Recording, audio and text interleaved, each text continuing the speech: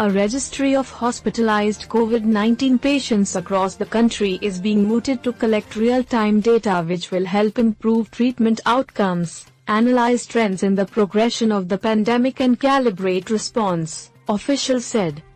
The ICMR, in collaboration with the Health Ministry and the AIIMS, is planning to set up the National Clinical Registry, which will help researchers and policymakers understand effectiveness of investigational therapies, adverse effects taking place and generate evidence for improving the treatment of COVID-19 patients. The aim is to collect data of the hospitalized COVID-19 patients like clinical and laboratory features, their demographics, comorbidities, treatment outcomes, complications in all age groups among others, officials said. Many unknown parameters that are a barrier to the proper understanding and management of the disease, they said. A systematically collected, comprehensive database covering different regions of the country will enable both researchers and policymakers to generate pertinent hypotheses, to inform crucial understanding of COVID-19, to detect trends in the progression of the pandemic and to accordingly calibrate response to the pandemic, an official said.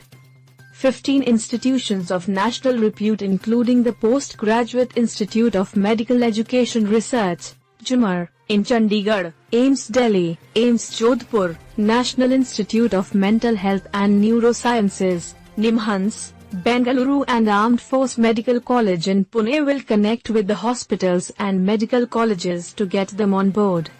These 15 institutions would be the registry sites and would be mentoring around 100 COVID-19 hospitals, which would be called satellite centers, from where the data would be collected as part of the exercise.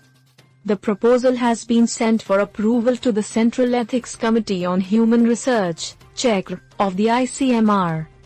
The data will help improve the clinical management protocols, as the repository would help us know which drug is working better in which age group, effectiveness of investigational therapies and adverse effects taking place.